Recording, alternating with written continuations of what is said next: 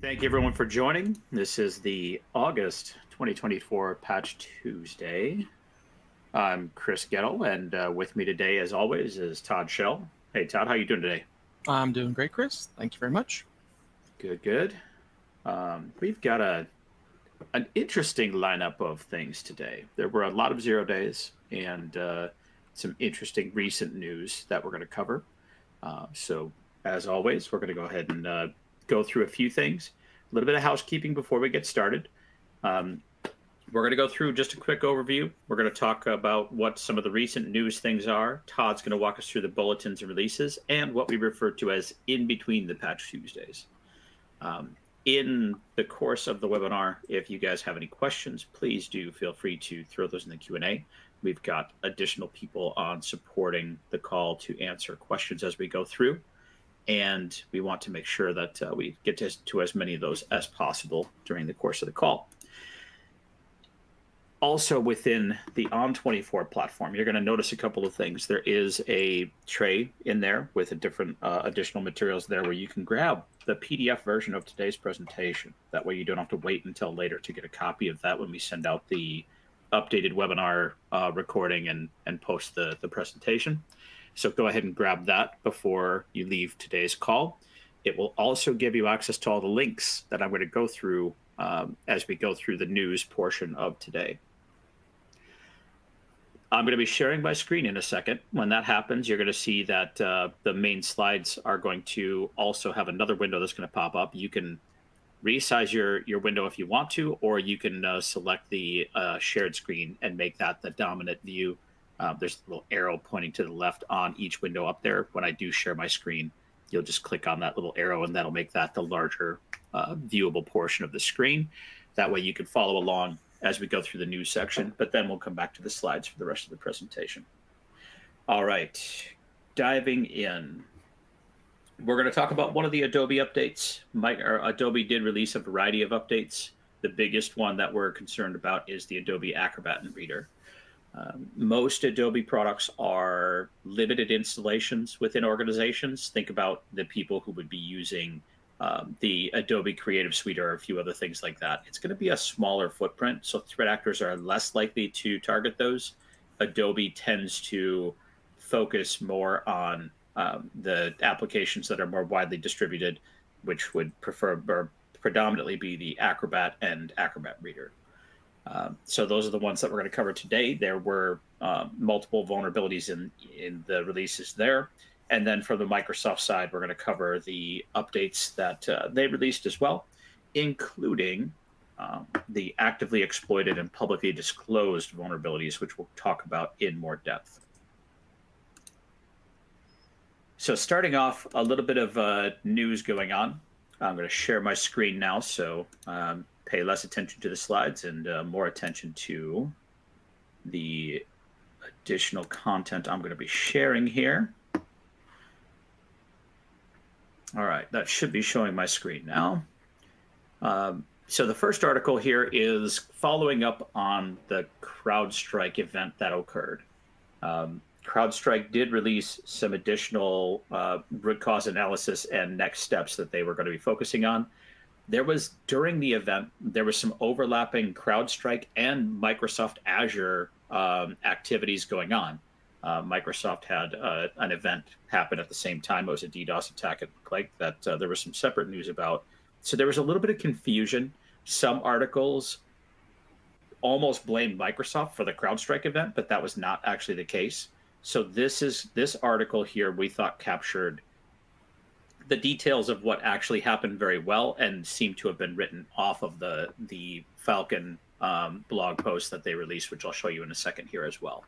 But this goes through and talks about the event and the details of it. It's, again, one of the most accurate that we saw. So definitely recommend that if you want to do some follow-up reading. More importantly, if you go to CrowdStrike's site, they talk about the event as well. And what happened in this case, it was not a agent or what they refer to as the Falcon sensor update. It was the content that agent uses. And some of the things that people have asked is, oh, hey, well, how could this have been prevented? Well, in this case, none of us could have done anything to stop that because there isn't as much control over that content coming out. You get a little bit of control over rolling out the CrowdStrike agent, but not the content. So a few things that they talk about in here. They explain the update that was pushed out, that it was a content change. They're putting additional validation into the content releases that they're doing. They're adding additional deployment layers. So just like all of you, ideally, you want to have more of a ring style deployment where you deploy to a test group, early adopters, and then production. They're setting up more additional rings in the content release cycle as well to mitigate this type of potential event in the future. And they're talking about adding some additional capabilities to allow you to control things a little bit more for that rapid response content. So this is kind of one of those situations where we want technologies like EDR to be able to roll out content as quickly as possible to react to threats in the real world. But with that comes the danger of exactly what happened in this case. Now, CrowdStrike up until then had a really good track record, but this event showed us that there was definitely a risk to this type of change, and one that could impact a very large, worldwide type impact. So they're trying to do additional things to mitigate those types of risks as well. So a little bit of information there. If you have discussions or things still going on within your organization about that event, I think these are the two best sources of information we've seen so far that explain what happened, what CrowdStrike is doing additionally about that. So some good information there if you haven't already seen that. Next, there was Black Hat was just going on. And during the course of that, obviously, there's a number of different security researchers who are revealing some of their investigations. Well, one of the things that was discussed at Black Hat, and potentially a little bit earlier than that, was a public disclosure of a vulnerability in Microsoft's virtual. I'm sorry, let me get the term right here just to make sure I've got it accurate here. And of course, as soon as I'm looking for the term, I can't find it. VBS, virtualization-based security. So Windows has this type of sandbox that lets things run in a more secure environment. And this researcher found multiple ways to basically work around that to be able to push an update that actually reintroduces vulnerable components back into the system. So that was revealed about 6 months ago. The researcher revealed the information at Black Hat, and with that, we've got a proof of concept kind of disclosure here that lets threat actors know that there's some more information or there's something they can do here. So we're going to talk about this vulnerability in more depth, but this article goes into a bit more information about that event. So if you are seeing any news about that, that's a good article that kind of explains what this downgrade attack is, and also talks about which CVEs are involved in that. The last bit of news that we're going to go through here real quick is there's also been a little bit of information going around about Internet Explorer being used to lure victims into clicking on things. Well, Internet Explorer 11 didn't fully go away. It is buried deep down. But for those of you who may recall, the Windows Explorer, the File System Explorer, and Internet Explorer are basically a bunch of the same shared components. So it's still technically on your system, but it's buried down to the point where it shouldn't be able to run very easily as Internet Explorer, the browser. Well, somebody figured out a way to basically create an icon that looks like a file. In this case, looked like a PDF. And when you launched it, it would basically try to open Internet Explorer and launch the content the attacker was trying to use in that kind of context.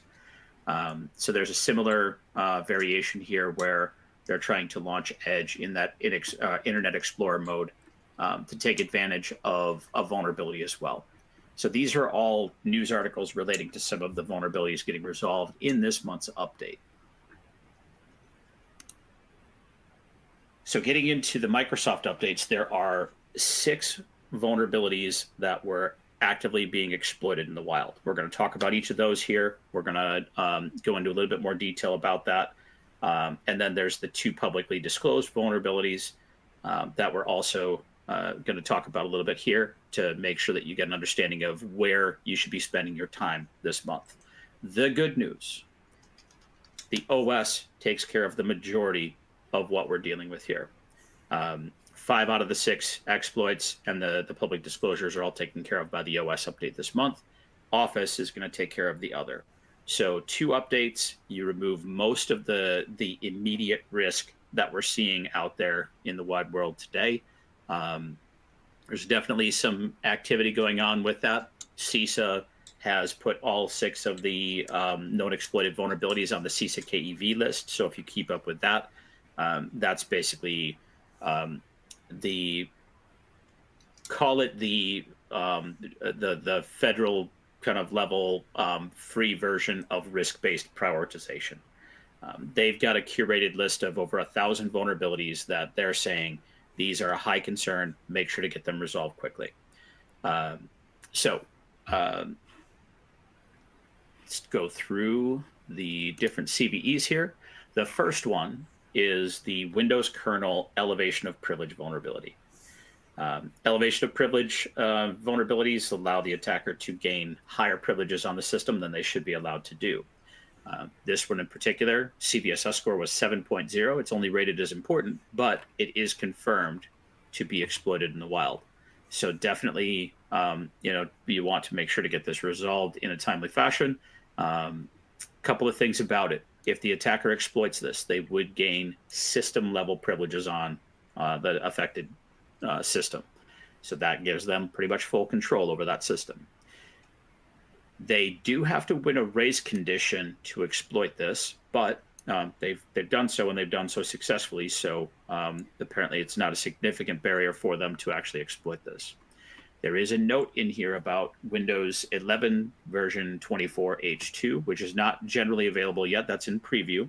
But obviously all these vulnerabilities are going to be applying to Windows 11 as well. So as you get to rolling out Windows 11 24H2 when the time comes, do note that these vulnerabilities we're all talking about here all affect that OS edition as well. So make sure that as you're rolling that out, or if you are running the preview, you want to make sure that you're aware of the security exposures on those systems. That 24H2 version is already in need of security patching and has known exploits available on it. So just a good thing to keep in mind there as you get towards rolling that out. Make sure you roll it out and immediately patch those systems so you don't re-expose your environment to vulnerabilities that have already been plugged. So that's the first vulnerability. The second one is Windows Power Dependency Coordinator elevation of privilege vulnerability, another elevation of privilege that allows the attacker to gain system-level privileges. 7.8 CVSS score, important severity, again, actively exploited. So risk-based prioritization would say ignore those, treat this as a higher concern.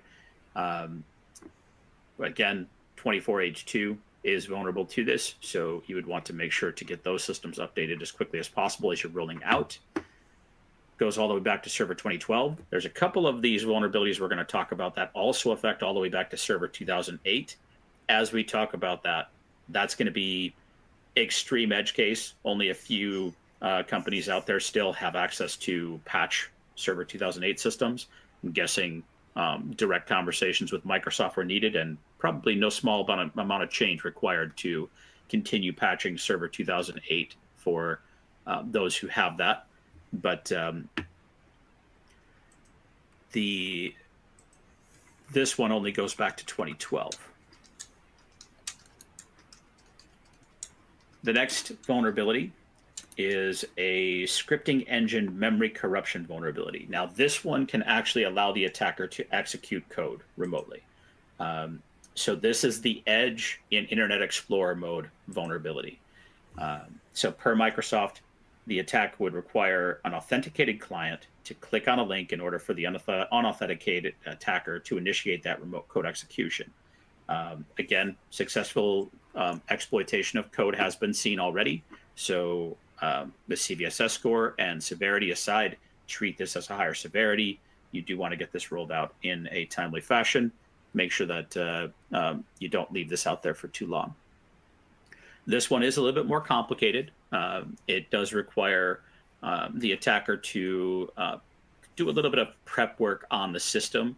Again, getting something on the system that makes it so that when they click on what they think is a file that they want to click on, or something that they are questioning and wondering what it is, it's going to then open Edge in Internet Explorer mode to execute the vulnerability, and then be able to execute whatever remote code they're trying to execute. There was a question about how to update Windows 11 as you're rolling it out. Depending on how you're provisioning systems, there may be some ways to do that, slipstreaming the update onto that image as you're deploying it. It would probably depend a lot on the provisioning technology you're using. So that one would be subjective to the circumstances of how you're going to be rolling it out. All right, let's go on to the Microsoft project. So everything we've talked about so far was OS. This one jumps over to the Office suite. CVSS score of 8.8. Important severity again, but this one is also actively being exploited. So we would recommend treating this as more of a critical and making sure it gets rolled out in a timely fashion here. Don't delay rolling this Office update out. The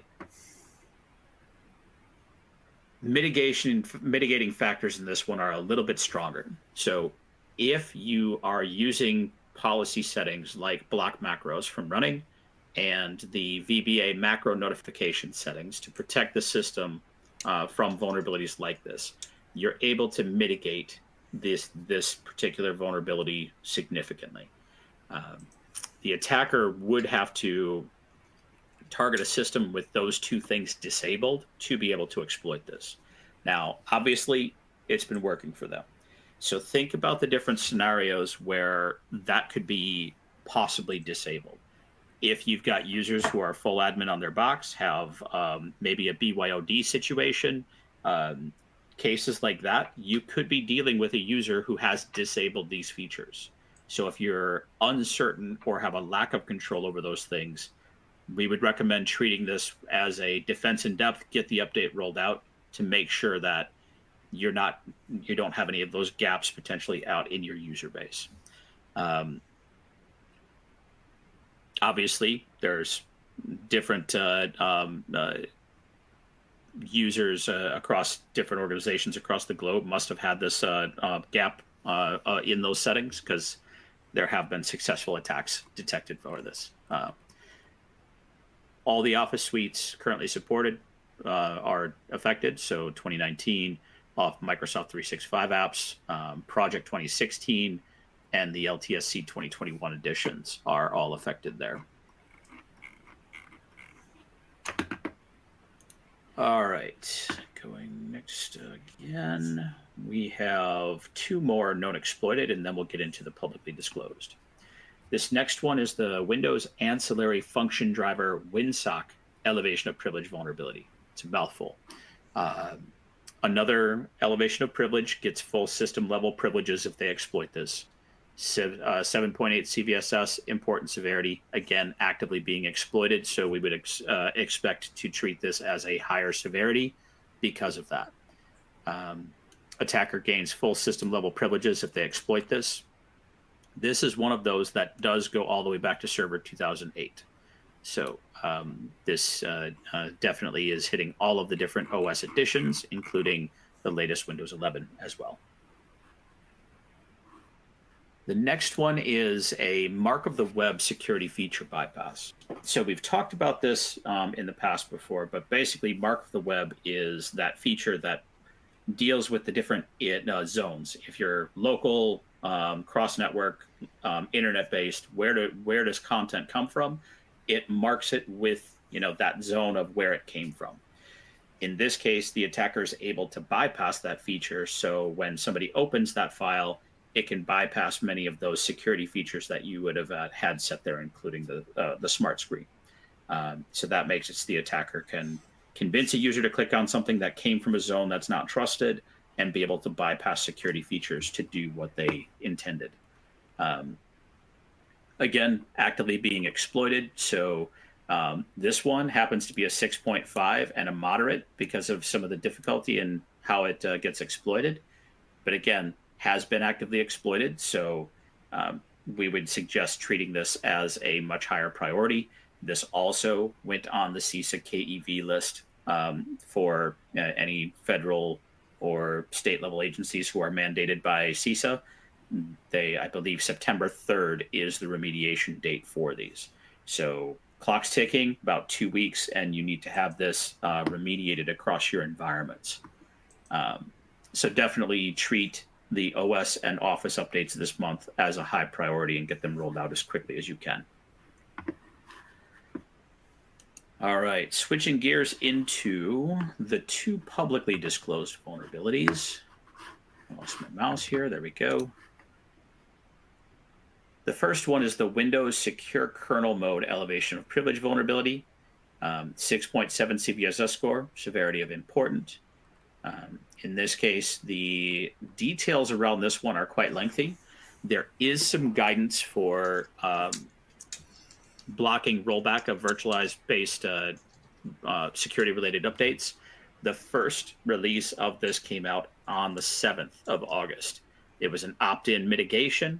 That mitigation has now been rolled into the monthly OS update. So if you've already done that, I believe you don't have to take any further action.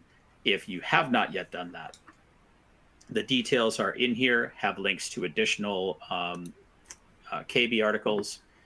In there, it's going to outline the details of what you need to understand if that virtualization-based security is running, the available mitigations that are in place now that you can opt in for, so you can turn that on, the deployment guidelines for turning on that mitigation. So all of that is available in the KB article in that CVE page. The last one is the Windows Line Printer Daemon, the LDP service. It's a remote code execution, can be executed over the network, and sounds particularly nasty, but does have several layers of mitigating factors. By default, users are advised to not enable this service. By default, it is not installed or enabled on target systems. Microsoft announced it was going to be deprecated as of Windows Server 2012. So they've been rolling this out, but they haven't completely removed it yet. So keep in mind that that should be the case. If you know that you have this service on anywhere within your environment, definitely treat this as a higher priority to get this remediated, to make sure that you've got that either that service turned off again or get the patch in place to resolve that. Again, it's part of the OS update this month, so it is going to be resolved alongside the rest of the OS updates, or the rest of the OS vulnerabilities that are a part of that. This one was a little bit interesting. A CVSS score of 9.8, but a severity rating of important. So for those of you scratching your head about that, again, it comes back to those mitigating factors. This is definitely going to be more edge case. Most likely, if you've got this running in your environment, you know about it, because it would be something specific to certain types of printers that you have to have enabled, or those printers won't work. So if you do know that, make sure to get that turned off, or get the system patched as quickly as possible so that you remove that exposure. This is another one. This is the other one this month that also dated all the way back to Server 2008. So all editions of Windows, including dating back to 2008, were exposed to this vulnerability. All right.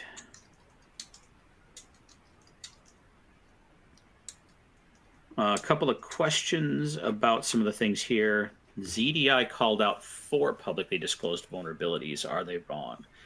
Stafford, I'm not sure. Microsoft's documentation showed 2 disclosed, 6 actively being exploited.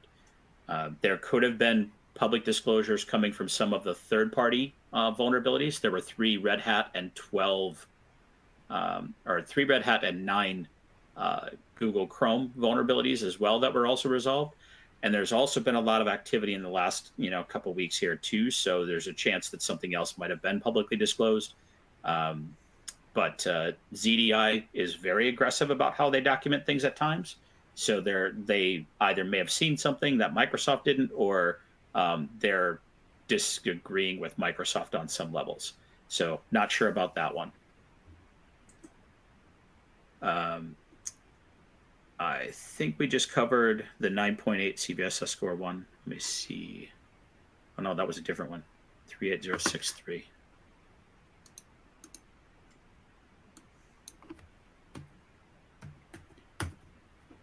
Normally, I cover the things that have been flagged with additional information, but let's take a look at this one. TCP/IP remote code execution. 9.8, which is definitely pretty serious. Critical severity. No disclosures or confirmed exploits against it, but exploitation more likely. So it's definitely one where threat actors can do a lot of damage with a vulnerability like this. Could repeatedly send IPv6 packets that include specially crafted packets to a Windows machine, which could enable remote code execution. So yeah, this one, my guess is you've got some researchers, especially, who are saying this is definitely a vulnerability to watch. So this gets into more of a predictive exposure level. There's no confirmed disclosures or exploits against this, but it's definitely taking some interest in the research space. So I would say, a safe bet to treat this as a concern as well. The good news is also a part of the OS updates this month. So taking care of all of those known exploited vulnerabilities will also take care of this one. But yeah, so a lot of times when you see chatter like that, it's researchers sometimes trying to just make a name for themselves, but oftentimes they are trying to call out legitimate concerns. If they're talking about something, chances are threat actors are looking at some of the same vulnerabilities. I would say statistically that increases the chance of this being a future target. Now, things that aren't a 0-day, most of the vulnerabilities that get exploited happen within 14 days of the release from the vendor. So you've got 0 days, which 6 of those this month. And then you've got, about half of the known exploits that are going to occur besides 0 days are going to occur in that next 14-day window. So that's where a lot of times when you're dealing with compliance, your security team especially is looking at trying to track each update from the day it releases, and your SLA is probably around 14 days to remediate that. Statistically, that's why those numbers are the way they are. You've got that 14-day window where things are most likely to happen. Yes, things can be exploited after that, and they do. We've seen things, months to even a few years later get exploited. But a lot of it happens in that, that first 14 days of a release, because they can go in, they can reverse engineer, kind of do a differential of here's what was on there before, here's what's on there now, and look at the changes to see if they can reverse engineer an exploit. So that's how threat actors typically approach these things. So yes, definitely a concern there. Not one that's actively being targeted right now, but has a high risk. All right, so I'm going to stop sharing. Well, actually, I'm going to go through a couple more things quick, then we'll stop sharing. The next one I wanted to touch on is Ivanti did have several security releases as well. We have typically done this kind of in a more sporadic, like each product releases as they release security fixes. We are trying to standardize a lot of that communication now as well. So you're going to see this become a bit more of a monthly kind of cadence. When it's something that's not, there's no exploits, there's no disclosures or anything like that, we'll target releasing this type of content on a regular monthly basis as well. So yesterday, we also released 3 security advisories. For those of you who are running Ivanti's ITSM solution, the Ivanti Virtual Traffic Manager, or Ivanti Avalanche, those are the 3 updates that we provided. On the slide in the content, you can see the CVEs that we listed. In the article, you can link to each of the different security advisories, which has all the information you'll need, everything from Q&A, frequently asked questions about, detecting if something's been compromised or anything like that. All that type of information would be included in the security advisory, including the affected versions and links to get the updates for those. So take a look at that article if you happen to be running one of those 3 products. Couple other things that we wanted to touch on real quick before we jump into some of the additional content. Todd wrote an article that's been posted to our blog earlier in August as well. And in there, I think there's a number of things that are talked about that really relate a lot to what we're dealing with here. We saw a number of security vulnerabilities come out. We need to respond quickly to those. How do we get ahead of these types of challenges? So this article kind of talks about helping to modernize your approach to patching, including things like getting to the point where you've got multiple remediation streams that can potentially be running continuously. So you'd have your regular kind of your regular maintenance is the first one. This is where you're going to do kind of exactly what we're talking about right now. Your OS updates, your third-party updates, everything that kind of comes out on that Patch Tuesday event, just getting the general kind of maintenance out of the way each month.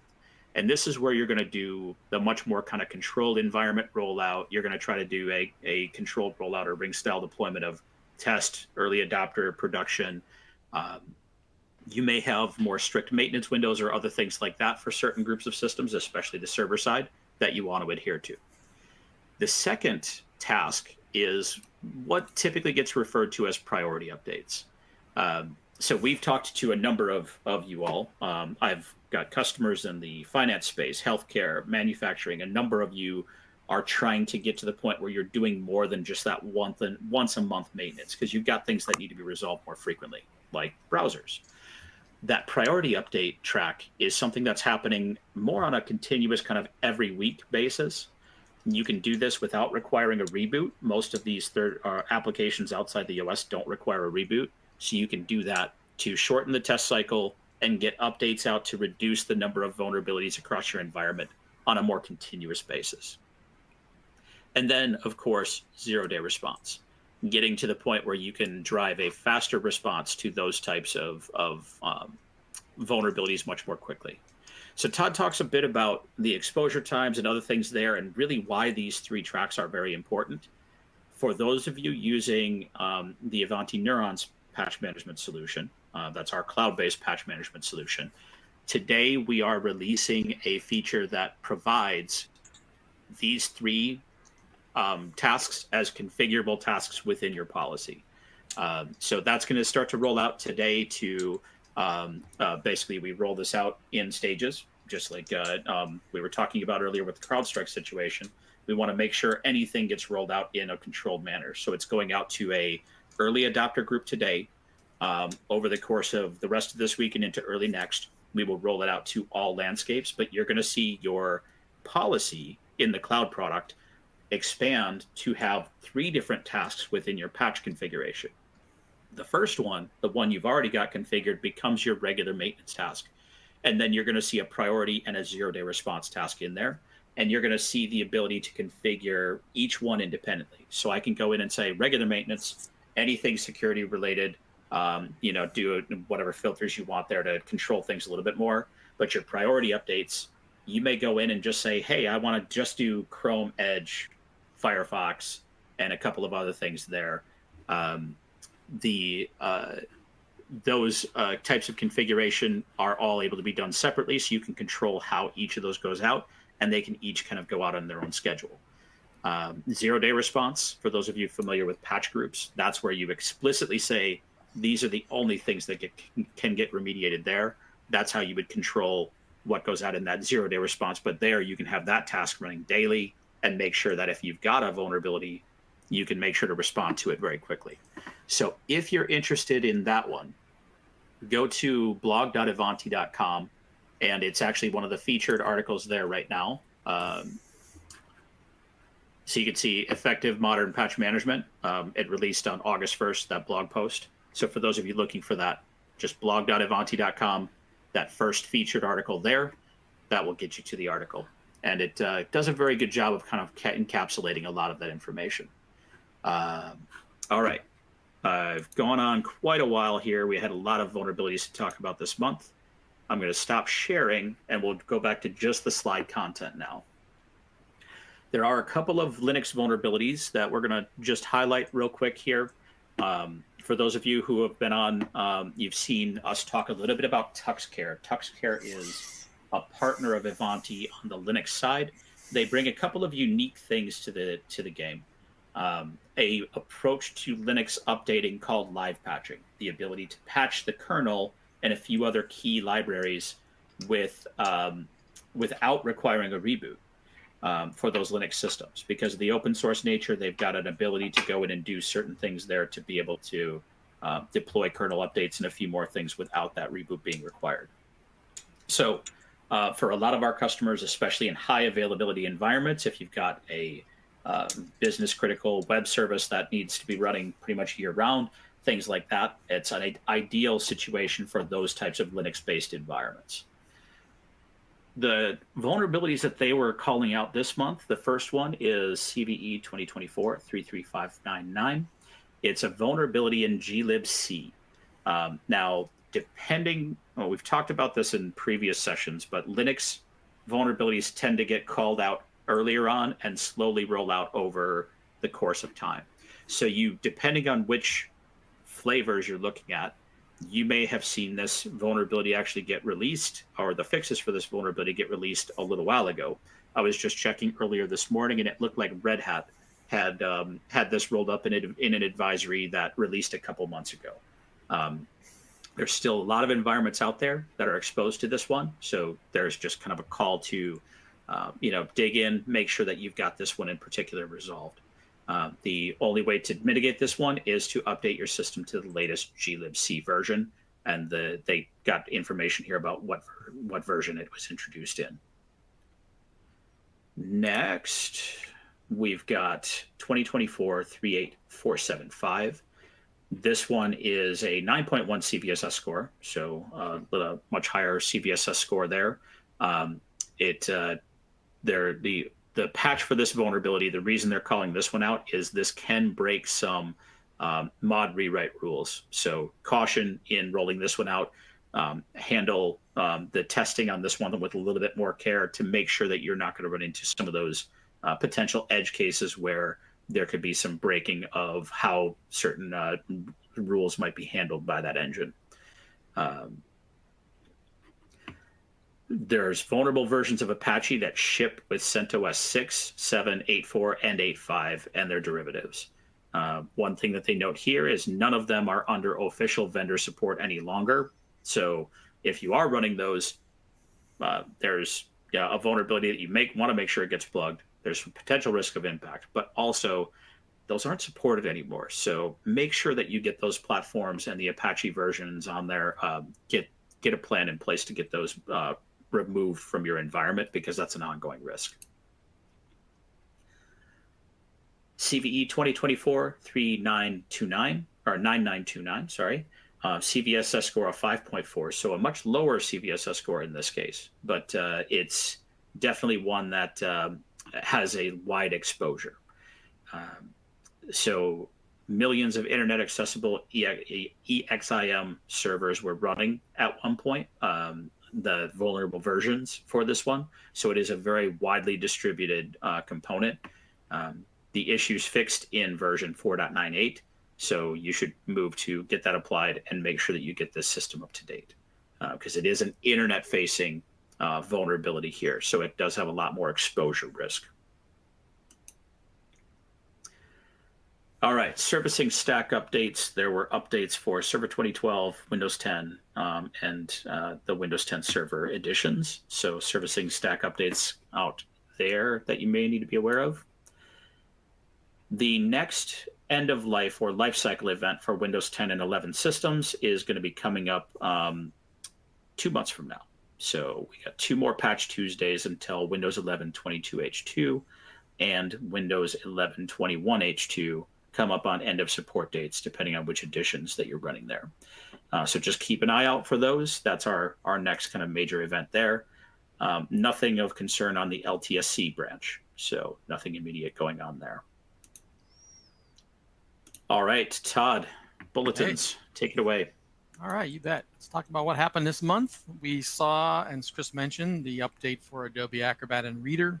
Again, one that we particularly call out because of widespread use. We know that there are a lot of other Adobe applications as well, but in particular this month, they addressed 12 vulnerabilities, 8 of which were rated critical.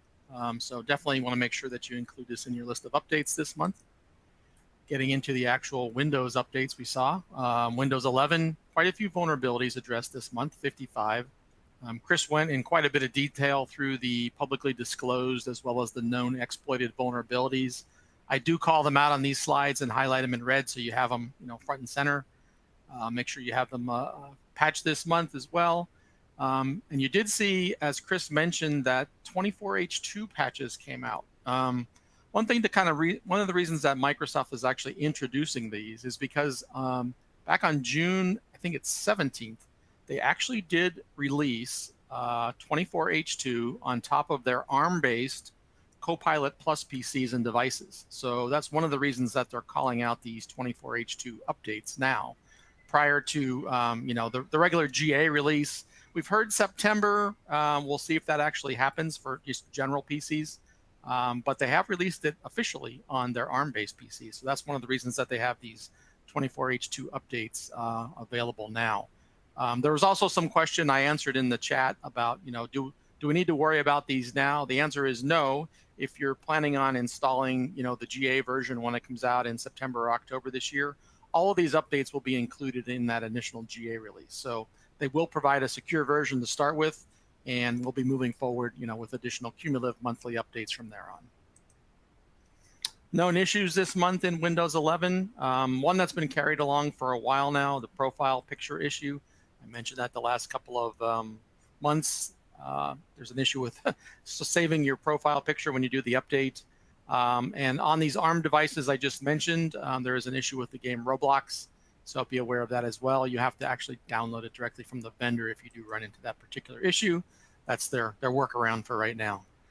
On the Windows 10 side, we did see a few additional vulnerabilities addressed. You saw 55 on Windows 11. There were 63 on the Windows 10 update this month. So again, the same publicly disclosed and known exploited CVEs that Chris talked about earlier there.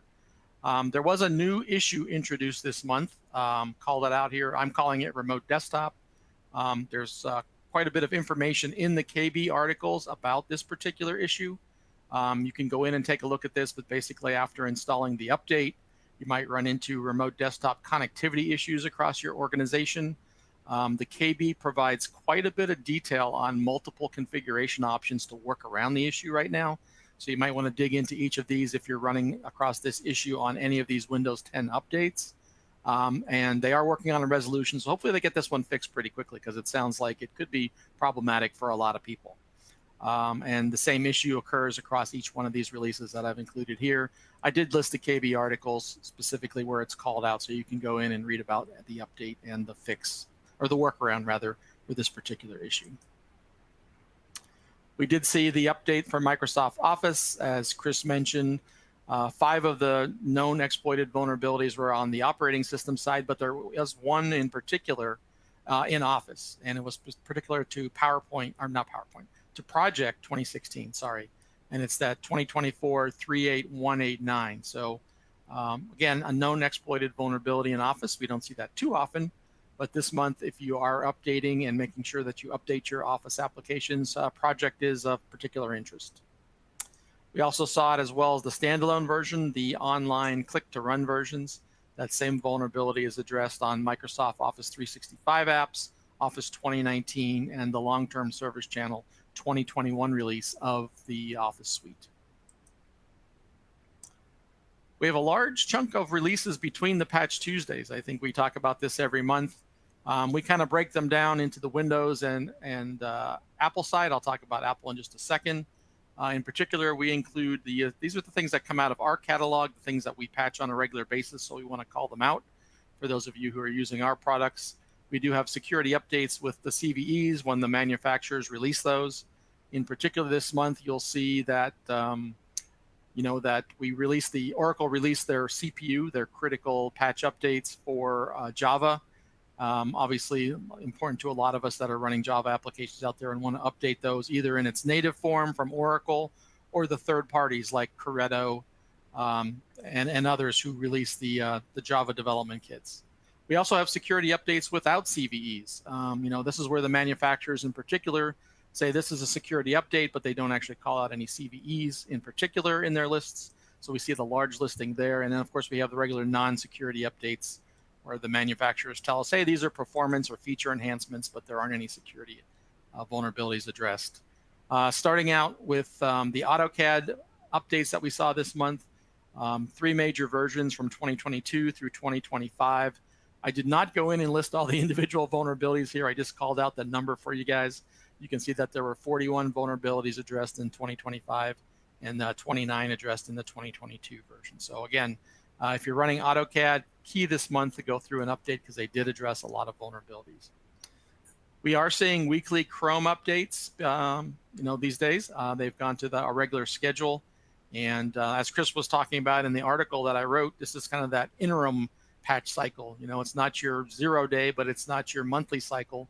You might want to go through on a weekly basis and update Chrome just because it is such a popular browser and it does have vulnerabilities. So that's kind of your medium cycle as far as updates. But I've called them out here. You can see each one of the weeks that there were releases. Some are smaller. For example, back here on the 7/30 release down here at the bottom, we fixed 3 vulnerabilities. But here on the previous week, they had done 16 vulnerabilities. So you definitely want to keep up with Chrome and make sure it's being updated on a regular basis. Citrix Workspace app was updated this month, had 1 vulnerability. VirtualBox, 3 vulnerabilities there. Here's where we get into the Java updates. Azul Zulu, obviously, is one of the big products that's used to update Java on your systems. And again, why we call out the versions that are here, these are the long-term service versions that Oracle is supporting in Java. There's version 21, version 17, version 11, and version 8 are the 3 long-term service versions of Java that are being supported right now. So we call out each one of these. In general, most of these manufacturers include address the same vulnerabilities. So you'll see 6s and 7s here. In the Java development kit for 21, there were 7 vulnerabilities addressed this month by Oracle. There were 7 also addressed in version 17. And you can see here that there were 6 addressed in 11. And also there is a JRE and a JDK version. That's Java Runtime Environment and Java Development Kit versions of Java 8 this month. There were 6 vulnerabilities addressed there. Amazon Corretto is another very popular third-party update for Java. Again, you'll see these same vulnerabilities listed here for each of the 4 major versions that are supported. Red Hat OpenJDK also releases similar updates. Those are included here. And then throughout the month also, we had a Firefox update, 129, that addressed 14 vulnerabilities this month. There were ESR versions of Firefox 115 and 128. Also, large groups of vulnerabilities addressed there. So that kind of includes what we know about from a CVE perspective throughout the month. On the Apple side, we did get OS updates this past month, for Monterey, Sonoma, and Ventura. I'll include those here on the next slide. You'll see those. Again, we break this out as well with security updates when we know the CVEs, security updates without CVEs, and then, of course, the non-security updates as well. And you can see there's a large group of products there that came out this month.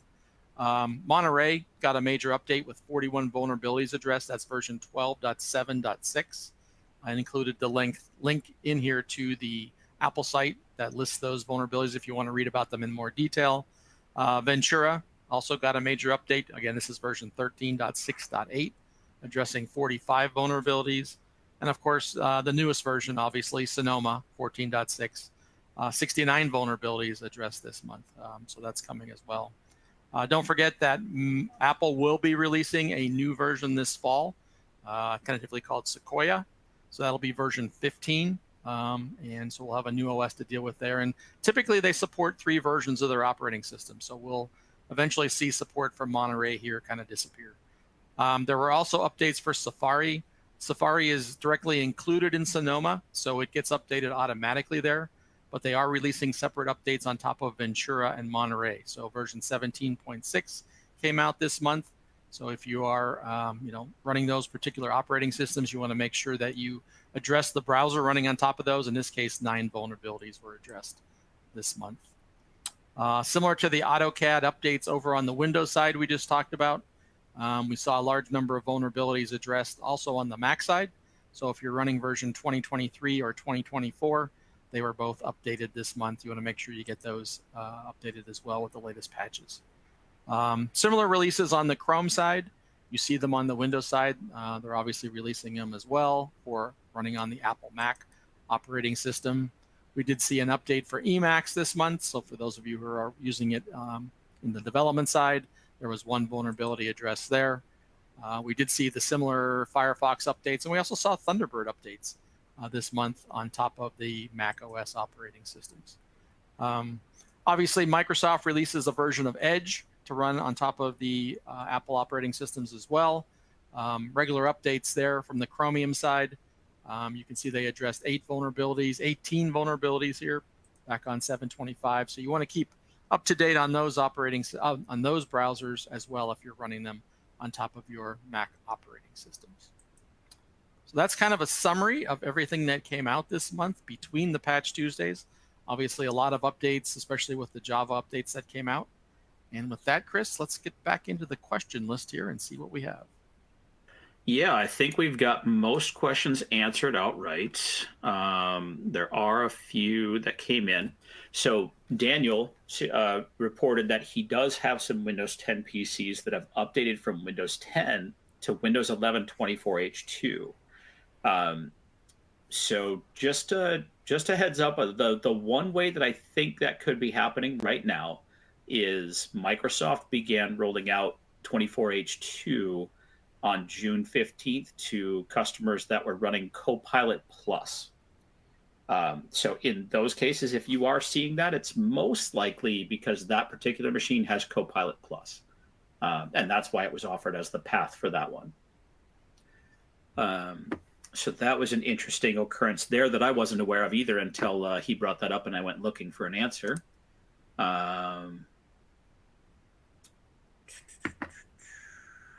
Todd, any of the others that you've already responded to that might be worth responding to the broader audience? I think I was flagging most of them for general release to everybody. I don't think I'm just looking at this one right now about the SQL 2014 ESU. Right. I'm not sure if that's licensed through Azure Arc or not, actually. Yeah. So Ryan, we've dealt more with just the OS ESU content. We've had a couple inquiries from customers asking about the SQL, but for us to tackle that, it would be fairly cost prohibitive because you're really only dealing with a handful of servers running SQL. So for us to go through the operational costs of that to turn that around and support our customers on it would have been unreasonable asking price for that to operationally execute that. So we haven't dug into that very much. I don't think we've touched the ESU support around SQL once it goes out of end of life. So I don't know if we have a very good answer there. Microsoft is trying to strongly go towards that Azure Arc model of extended support, though. I would not be surprised if that was the case, but yeah, you'd have to talk to your Microsoft rep about that one. Unfortunately, we don't have a good answer for you there. It does say here, as of July 1st, Chris, pay-as-you-go build through Azure is now available for all versions of SQL Server from 2012 to 2022. Okay. As of so July it is 1st. through Azure. Yep. Got it. All right. So it should be available that way. Yep. So there weren't any critical zero-day vulnerabilities. This is another question that came up there. But all of the ones that were actively being exploited were either important or moderate. Microsoft, predominantly most of the zero days that they've had for the last several years, very few of them are ever critical. I think they only had one last year. The rest were all important or moderate. This year as well, all important or moderate. So you can't take the vendor severity